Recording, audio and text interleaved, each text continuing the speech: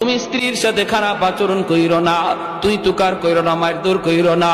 আল্লাহ বলে আশিরু হুন্না বিল মারুফ, তোমরা তোমাদের স্ত্রীদের সাথে ভালো আচরণ করো। আমি আল্লাহ তোমাদেরকে উপদেশ দিচ্ছি, কারণ এই মেয়েটা বাবার ঘরে ছিল, ভাইয়ের কাছে ছিল। মা বাবা ভাই বোন সব সাইরা স্বামীর হাত ধরে অচেনা অজানা জায়গার মধ্যে চলে এসেছে।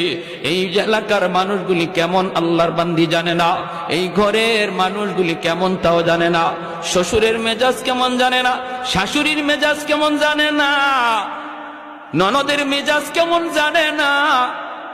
সব কিছুকে মায়ার মানুষ, মহব্বতের মানুষগুলাকে পর কইরা অচেনা মানুষগুলিকে আপন বানাইয়া যেই মহিলাটা চিরদিনের জন্য স্বামীর হাত ধরে আসলো, এই ঘরে স্বামী ছাড়া তার আপন বলতে কেউ নাই।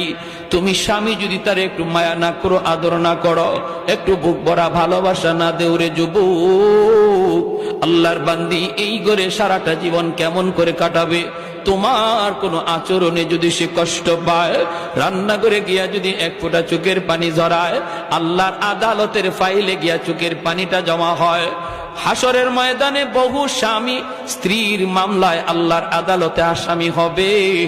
যারা স্ত্রীর উপরে জুলুম করেছো, জুলুম করেছ যৌতুক চাইয়া, আর এমনি ভাবে তার বাপের বাড়িতে টাকা চাইয়া, প্রেসার ক্রিয়েট কইরা যারা জুলুম করেছো রে যুবক,